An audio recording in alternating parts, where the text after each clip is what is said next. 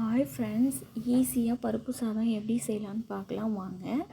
அதுக்கு தேவையானது ஒரு வெங்காயம், ஒரு தக்காளி கட் பண்ணி வச்சுருக்கேன், 10 பல் பூண்டு உரித்து தட்டி வச்சுருக்கிறேன் ஃப்ரெண்ட்ஸ். இப்போ ஸ்டவ் ஆன் பண்ணிக்கோங்க, குக்கர் அடுப்பில் வச்சுக்கோங்க, ஆயில் தேவையான அளவு ஊற்றிக்கோங்க, அரை ஸ்பூன் சோம்பு, கடுகு, சீரகம் மூணுமே சேர்த்துக்கோங்க.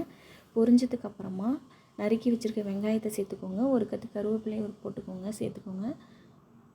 நல்லா வதக்கிக்கிட்டு பெருங்காயம் கொஞ்சம் போட்டுக்கோங்க. இப்போ கட் பண்ணி வச்சுருக்க தக்காளியும் சேர்த்துக்கிட்டு நல்லா வதக்கிக்கோங்க. நல்லா வதக்கிக்கிட்டு அதுக்கப்புறம் தட்டி வச்சுருக்க பூண்டையும் சேர்த்துக்கோங்க.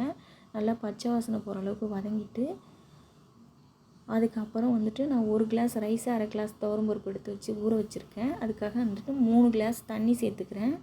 3 கிளாஸ் தண்ணி சேர்த்துக்கிட்டு கொஞ்சமாக மஞ்சத்தூள் சேர்த்துக்கிறேன். நான் குழந்தைங்களுக்கு செய்கிறதுனால காரம் எதுவுமே போடலை.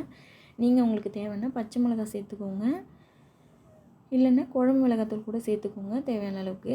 நான் குழந்தைங்களுக்கு செய்கிறதுனால எதுவுமே சேர்க்கல. இதை நல்லா சாப்பிடுவாங்க அவங்க, காரம் இல்லைன்னா.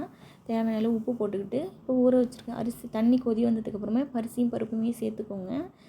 இந்த டைமில் நல்லா செக் பண்ணிக்கோங்க உப்பு ரைட்டாக இருக்கான்னு சொல்லிவிட்டு.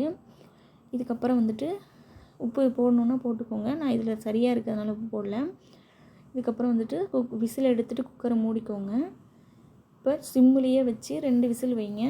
அதுக்கப்புறம் ஸ்டீம் போனதுக்கப்புறமா குக்கரை ஓப்பன் பண்ணி பார்த்தீங்கன்னா பருப்பு சாதம் ரெடி. பிடிச்சிருந்தா லைக் பண்ணுங்கள். தேங்க்யூ.